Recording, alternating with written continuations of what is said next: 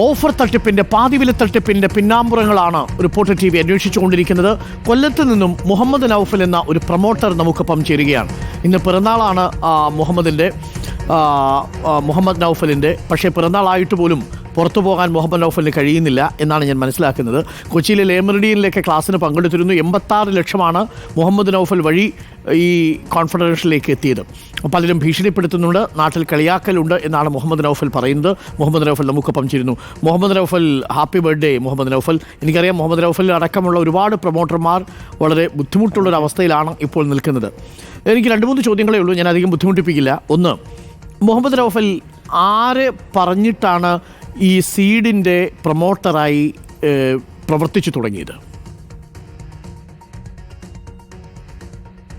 ആലപ്പുഴ ജില്ലയിലുള്ള എൻ്റെ ഒരു സുഹൃത്ത്, എന്നെ കുറേയധികം വർഷങ്ങളായിട്ട് അറിയാവുന്ന സേവന രംഗത്തുള്ള ഒരു സഖാവ് SD ബേബി എന്ന് പറയുന്ന സുഹൃത്താണ് എന്നോട് ഇതിനെക്കുറിച്ച് പറഞ്ഞത്.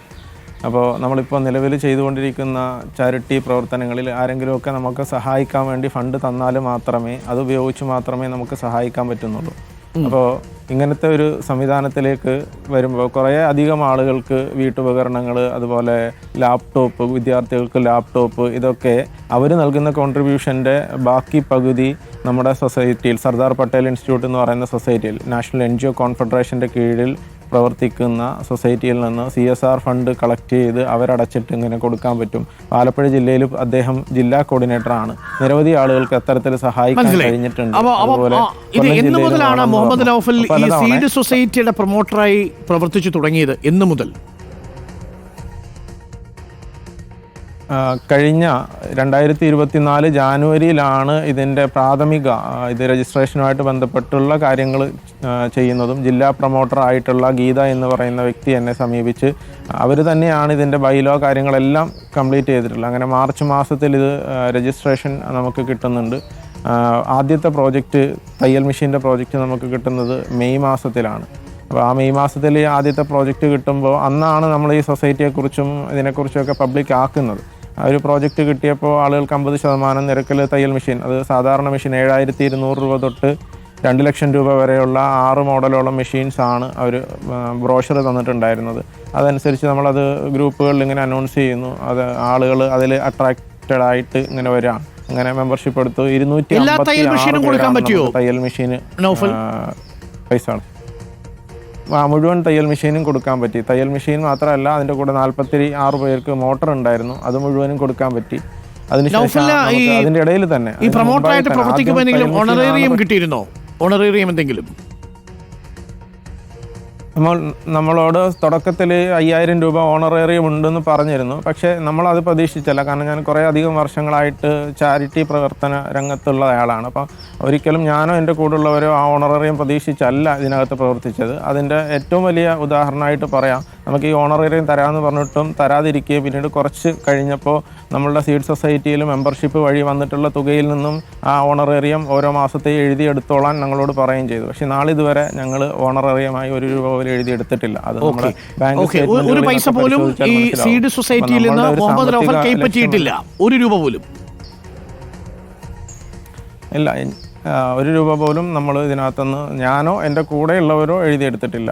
അത് നമ്മളുടെ അക്കൗണ്ട് ത്രൂ ആണല്ലോ എല്ലാ ഇടപാടുകളും. മനസ്സിലായി. ഈ 86 പേരെയും ചേർത്തത് മുഹമ്മദ് നൗഫലാണോ അതോ നൗഫലും ബാക്കിയുള്ളവരും കൂടി ചേർത്താണോ?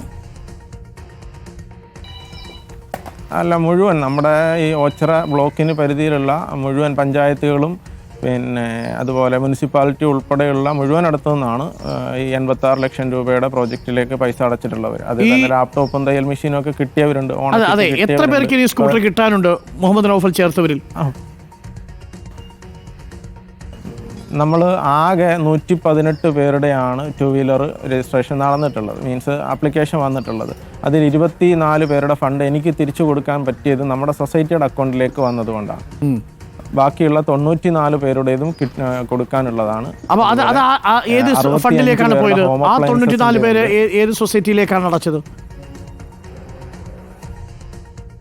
അത് അനന്തു കൃഷ്ണന്റെ കൺസൾട്ടിങ് ഏജൻസിയുടെ അക്കൗണ്ടിലേക്കാണ് അടച്ചത്. അത് പക്ഷേ നമ്മുടെ സീഡ് സൊസൈറ്റിയിലേക്ക് അടച്ചിരുന്നെങ്കിൽ ആ പൈസ തിരിച്ചു കൊടുക്കാൻ പറ്റുമായിരുന്നു അല്ലേ?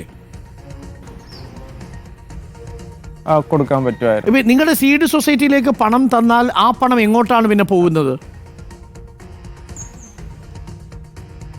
നമുക്ക് ഒരു സർക്കുലർ ആയിട്ടാണ് ഓരോ പ്രോജക്റ്റുകളും സർക്കുലറുകളായിട്ടാണ് തരിക. അപ്പം നമ്മുടെ അക്കൗണ്ടിലാണ് വാങ്ങുന്നതെങ്കിൽ അത് ഇത്രാം തീയതിക്കുള്ളിൽ ഇന്ന അക്കൗണ്ടിലേക്ക് ട്രാൻസ്ഫർ ചെയ്യണം എന്നുള്ളത് ആ സർക്കുലറിൽ ഉണ്ടാകും.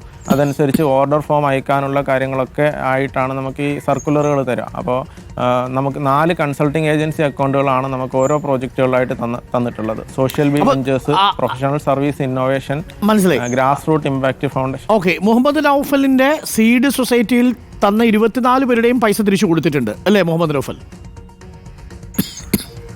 കൊടുത്തിട്ടുണ്ട്. ഇനിയിപ്പം ആ അർത്ഥത്തിൽ മുഹമ്മദ് നൗഫലിന് അവരുടെ മുഖത്ത് നോക്കുന്ന ബുദ്ധിമുട്ടില്ലല്ലോ. ലാപ്ടോപ്പിനും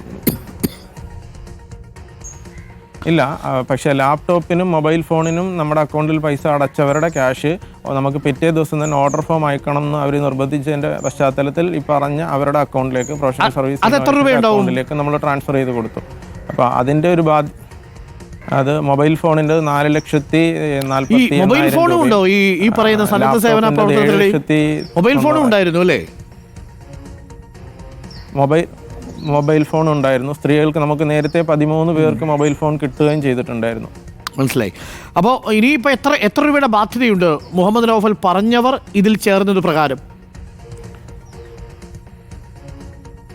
മുഴുവനായി നമ്മളിപ്പോൾ പേഴ്സണലി പറഞ്ഞത് മാത്രമല്ല, ഇത്തരത്തിൽ ഒരു സംഭവം ഉണ്ട് എന്ന് പലരും കിട്ടിയവർ, പറഞ്ഞറിഞ്ഞവർ, മറ്റു ജില്ലകളിൽ ബന്ധുക്കളുള്ളവർ, അങ്ങനെയൊക്കെ അന്വേഷിച്ച് വന്നതുൾപ്പെടെ നമ്മളിപ്പോൾ പേഴ്സണലി നിങ്ങൾ ഇതിനകത്ത് ചേരണമെന്ന് പറഞ്ഞ് അങ്ങനെ ചേർത്തിട്ടുള്ള ആൾക്കാർ വളരെ വിരളമാണ്. കാരണം അത് അത്രയും വിശ്വാസമുള്ളവരോട് സ്നേഹത്തിൻ്റെ ഭാഷയിൽ പറഞ്ഞതല്ലാതെ ഇതിൻ്റെ ഒരു പ്രചാരണം എന്ന രീതിയിൽ അങ്ങനെ വ്യക്തിപരമായ ആരോടും പൈസ വാങ്ങിയിട്ടില്ല. ഈ പലരും അറിഞ്ഞിട്ട് ഇങ്ങനെ കിട്ടുന്നുണ്ട് എന്ന് അറിഞ്ഞിട്ട് വന്നവരാണ് കൂടുതലുള്ളത്. അപ്പോൾ ഈ 2 വീലറിൻ്റെതായാലും ഈ മൊബൈൽ ഫോണിൻ്റെ പ്രോജക്റ്റുകളായാലും നമ്മളൊന്ന് അനൗൺസ് ചെയ്യാൻ വൈകുമ്പോൾ മറ്റേ അവിടെ വന്നല്ലോ, ചവറയിൽ വന്നല്ലോ, കായംകുളത്ത് വന്നല്ലോ എന്നൊക്കെ നമ്മളോട് ആവശ്യപ്പെട്ടിട്ടാണ് നമ്മളിത് അനൗൺസ് ചെയ്യാറുള്ളത്. മനസ്സിലായി. അപ്പോൾ ഈ നൗഫൽ ഇപ്പോൾ പുറത്തിറങ്ങുമ്പോൾ നാട്ടുകാർ, അയൽപക്കക്കാരൊക്കെ ഈ പൈസ തന്നിട്ടുണ്ടോ? വീട്ടിനടുത്തുള്ളവരൊക്കെ? അയൽപക്കക്കാരുണ്ട്. ഞാൻ തന്നെ പൈസ അടച്ചിട്ടുണ്ട്. എൻ്റെ ഭാര്യയ്ക്ക് വേണ്ടിയിട്ട് 2 വീലറിനും അതുപോലെ എൻ്റെ ഒരു കസിന് വേണ്ടിയിട്ട് ഹോം അപ്ലയൻസസിന് ഞാൻ തന്നെ പൈസ അടച്ചിട്ടുണ്ട്. സുഹൃത്തുക്കളുണ്ട്, ബന്ധുക്കളുണ്ട്, അയൽവാസികളുണ്ട്. അപ്പോൾ അവർക്കൊക്കെ എൻ്റെ കൈകൾ ശുദ്ധമാണെന്നുള്ളൊരു ബോധ്യം ഉള്ളത് കൊണ്ട് ഇവരാരും എന്നെ ശല്യം ചെയ്യാറില്ല. പക്ഷേ മിക്ക ദിവസങ്ങളിലും എൻ്റെ ദിവസം തുടങ്ങുന്നത് കരച്ചിൽ കേട്ടുകൊണ്ടാണ്. കാരണം ഈ പറഞ്ഞതുപോലെ പലരും സ്വർണം പണയപ്പെടുത്തി പലിശക്കെടുത്ത് ഒക്കെ ഇതിനടച്ചവർ അവരുടെ വിഷമങ്ങൾ വിളിച്ചിട്ട് പറയുമ്പോൾ കണ്ണ് നിറഞ്ഞു പോകാറുണ്ട്. ശരിയായിട്ട്, തീർച്ചയായിട്ടും അങ്ങനെ ഉണ്ടാവും. നൗഫൽ വേറെ രീതിയിലും ഈ സ്കീം വന്നു. അതായത് കടയിൽ പോയി സാധനം വാങ്ങാം എന്ന രീതിയിലൊരു സ്കീം വന്നിരുന്നോ? അങ്ങനെ എന്തെങ്കിലും സ്കീം ഉണ്ടായോ? സൗണ്ട് കേൾക്കണില്ല. കടയിൽ പോയി സാധനം വാങ്ങാം, ഏതെങ്കിലും മൊബൈൽ ഫോണോ സാധനങ്ങളോ അല്ലാതെ കടയിൽ പോയി സാധനം വാങ്ങാം എന്നൊരു സ്കീം എന്തെങ്കിലും ഉണ്ടായിരുന്നോ ഇതിനകത്ത്?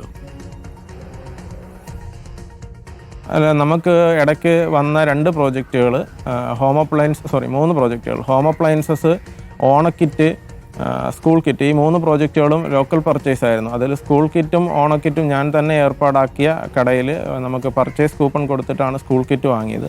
ഓണക്കിറ്റ് ഇവിടെയുള്ള ഷോപ്പിൽ തന്നെ ഞാൻ പറഞ്ഞ ഹോൾസെയിൽ റേറ്റിൽ കൊട്ടേഷൻ വാങ്ങി അനുസരിച്ചാണ് അവർക്ക് ഓണക്കിറ്റ് കൊടുത്തത്. പിന്നെ ഹോം അപ്ലയൻസസിൻ്റേതാണെങ്കിൽ നമ്മൾ പറഞ്ഞിട്ടുള്ള ഷോപ്പിൽ പോയി അവർ കൊട്ടേഷൻ വാങ്ങി ബാക്കി പേയ്മെൻറ്റ് എല്ലാം അവരുടെ അക്കൗണ്ടിലേക്ക് തന്നെ ചെയ്യുമായിരുന്നു. ഓക്കെ മുഹമ്മദ് നൗഫൽ, എന്തായാലും വൺസ് അഗെയിൻ ഹാപ്പി ബർത്ത്ഡേ. നിങ്ങൾ നിരാശപ്പെട്ടിരിക്കേണ്ട, പറ്റിക്കപ്പെട്ടതാണ്. നിങ്ങളെപ്പോലെ ഒരുപാട് പേരുണ്ട് എന്നുള്ളതാണ്. അത് പൊതുജനം മനസ്സിലാക്കും എന്ന് തന്നെ കരുതാം. താങ്കളുടെ കൈകൾ സംശുദ്ധമാണെങ്കിൽ, താങ്കൾ ആ പണം എടുത്തിട്ടില്ല എന്നുണ്ടെങ്കിൽ താങ്കൾക്കറിയാവുന്നവർ താങ്കളെ തീർച്ചയായിട്ടും വിശ്വസിക്കും Muhammad Naufal. Thank you once again, happy birthday to you Muhammad Naufal.